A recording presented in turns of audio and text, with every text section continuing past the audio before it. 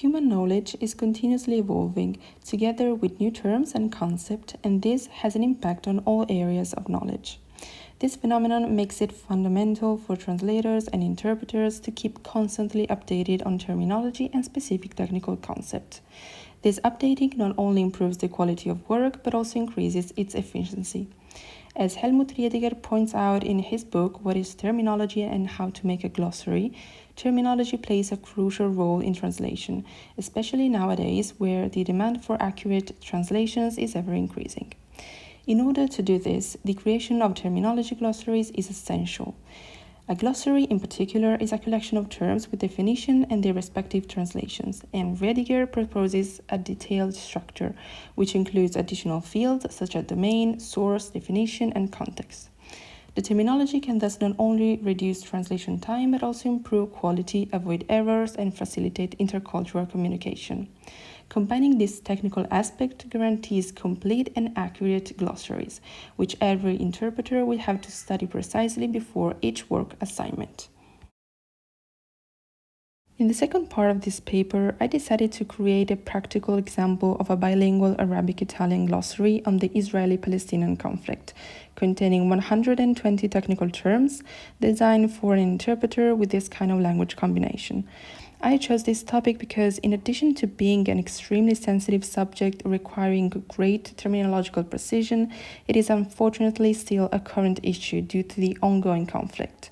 This tool aims to provide an accurate understanding of this complex topic and is particularly useful for interpreters and translators working in political contexts at an international level, where any slightest error in terminology could cause a diplomatic incident.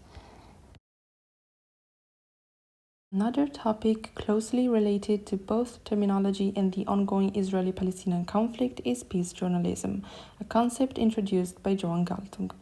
Peace journalism aims to go beyond the mere reporting of violent events, seeking to analyze the deep roots of conflicts, contextualizing each piece of news, and promoting peaceful solutions. Unlike war journalism, which emphasizes the war aspect and often fuels international tension, peace journalism seeks to give a voice to all parties involved, including civilians. This approach promotes mutual understanding and encourages the search for solutions beyond the use of force and weapons. However, regarding the Israeli-Palestinian conflict, Western media often present a distorted and one-sided view, talking only about one side, thus opting for war journalism. This tendency can fuel tensions and hinder the search for peaceful solutions. It is therefore essential to promote neutral and comprehensive journalism that presents a balanced view of conflict situations. Only this way we can have a deeper and more different understanding of problems, preventing disinformation and contributing to the building of lasting peace. Another important aspect is the media landscape, which reflects different political and ideological alignments influencing the news narrative. These differences also manifest themselves in the choice of words and can be evident between media from different countries, even implicitly conveying the journalist's or editor's point of view. During a conflict such as the Israeli-Palestinian one, we can see how the media use different terms to describe the same concept, influencing public perception.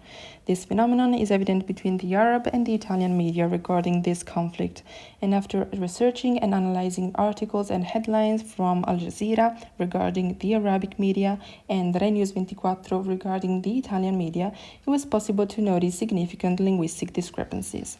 These differences, of which the first listed in yellow is the Arab one and the second one in green is the Italian one, are Israeli war on the Gaza Strip versus Hamas-Israel war, occupation forces versus Israeli defense forces, resistance movement versus terrorist organization, Zionist entity versus State of Israel, martyrs versus dead, occupied East Jerusalem versus East Jerusalem.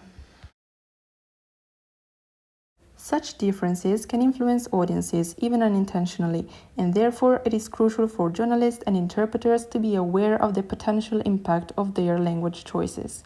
In conclusion, it can be said that terminological knowledge and peace journalism are two sides of the same coin.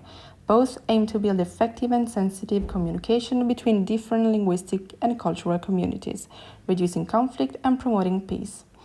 Therefore, a commitment to linguistic accuracy and the search for truth through a responsible journalism are key elements in building a future of peace and global cooperation.